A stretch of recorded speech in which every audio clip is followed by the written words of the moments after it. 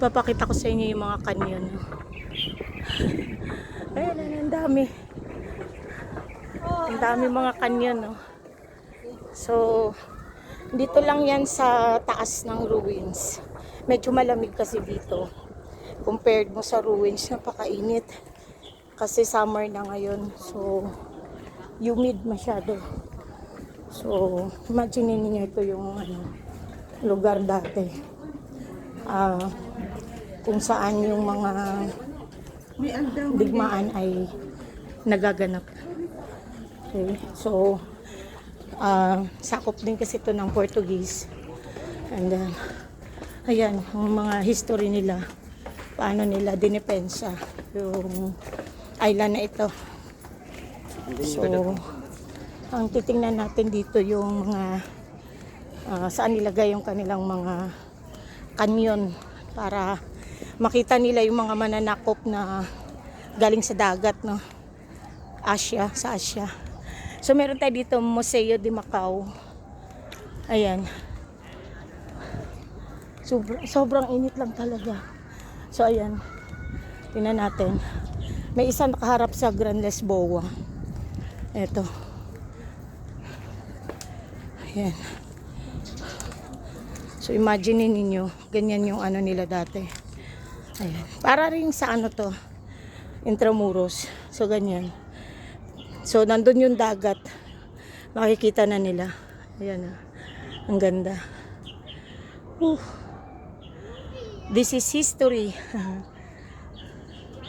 History talaga. Katumbok. So, yan times 6, 91, 25.025, 1700.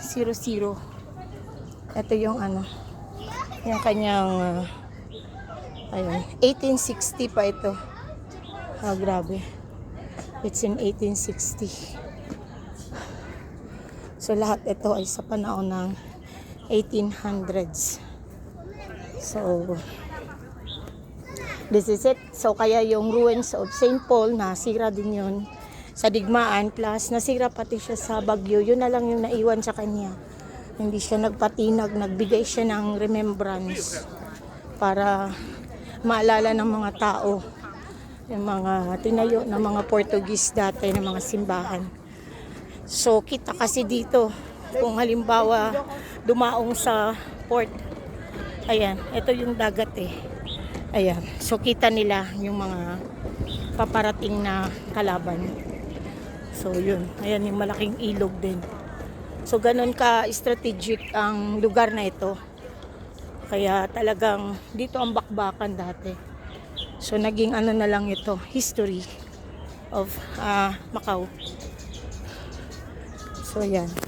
So meron din tayo sa atin which is the Intramuros. Then meron doong mga dungeon. The same, no? The same pa rin sa story natin dati. Kung pupunta kayo dito at summertime, dapat magdala ng sombrero. Kailang din ako nagdala.